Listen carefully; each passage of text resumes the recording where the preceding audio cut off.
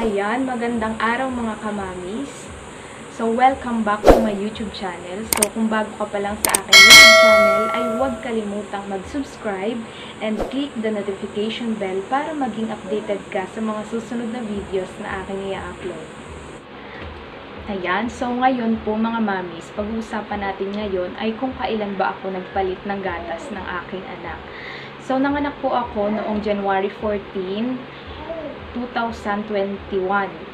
At nahirapan po akong magpadede dahil ako po ay CS delivery. Nahirapan po akong kumilos kaya hindi ko po napagtuunan ng pansin yung pagpapadede sa aking anak.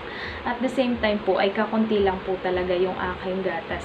So, nung po kami nasa ospital pa, ay hindi ko pa po siya mapadede. So, ang ginawa po namin ay humingi po kami ng prescription do sa aking OB, sa pediatrician pala, kung anong gatas po ang pwedeng ibigay. Kasi nga po ay wala pong lumalabas sa aking gatas. At nahirapan din po ako magpadede. So, ang binigay po niya ay ang Similac. So, ito po yun.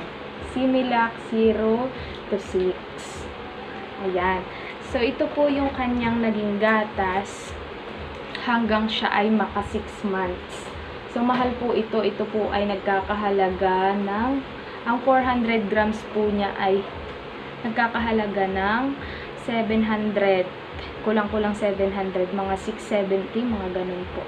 Na pang 3 days lang po ni baby. So, nahihirapan po kaming bumili at dahil sa Lucena pa po siya binibili. Malayo po kami sa Lucena, kaya bumibili na po kami ng isang kahon at mas nakakamura kami dun sa malaking kahon na 1.8 grams. Siya ay 2,300 po ang presyo niya sa Save More.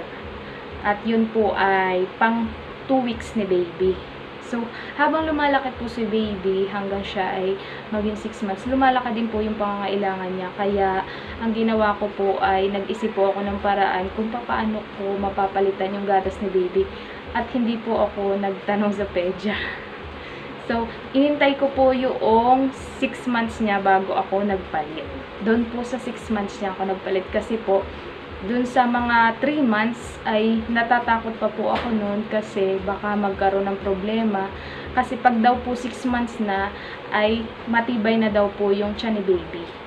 Diba? Bagay po ay 0 to 6 months ay bawal pa po siyang painumin ng pure na tubig. Yun po ang ginawa ko kay baby, kaya hindi ko rin po siya pinainom ng ibang gatas. Yun lang pong binigay nung simula siya nung isinilang. Hanggang sa po siya ay maging 6 months. At nung naging 6 months na po siya, ay nitry ko po yung, ang ipinalit ko po sa kanya ay itong Lactum 6 to 12. Ayan, nung 6 months na po siya, pinalit ko po itong Lactum na ito. Yung maliit lang po muna ang binili ko kasi nitry ko po muna siya kung ayos ba yung kanyang dumi, kung hindi ba titigas or magtatai siya. So, nung una, ayaw po niyang inumin. Siguro dahil sa nagutom, ay ininom na din niya, dinede na din. At nung naobserbahan naman namin, after 3 days, ay ayos naman po yung tae niya. Tapos ay, kasunod nun ay parang tumigas yung tae niya. Siguro nanibago, nag-adjust siguro yung tiyan niya. So, tumigas yung tae niya. So, ang ginawa namin, ang isa kasing scoop nito, ito kasi ay 1:1. So, 1 ounce is equals to 1 scoop. So, ang akin tinitimpla sa aking anak ay 6 ounce. Di dapat 6 scoop din ang ilalagay. Binawasan ko po siya, ginawa kong 5 scoops. So, 6 ounce to 5 scoops. Yun po ang ginawa ko at inobserbahan ko po ay lumambot na po uli yung kanyang dumi. At yun, tinuloy-tuloy ko lang po siya. Tapos nung okay na po yung dumi niya ay ibinalik ko na po ulit siya sa 6 scoop. 6 to 6. 6 is to 6. Yun po ang kanyang ano. Ngayon po ang anak ko na ngayon ay 8 months ngayong September 14 at ito pa rin po yung ginagamit niya. At ngayon po ay ayos po ang kanyang dumi at Pag po siya ay tumitigas ang dumi, binabawasan ko lang po. Yun lang po ang ginagawa ko.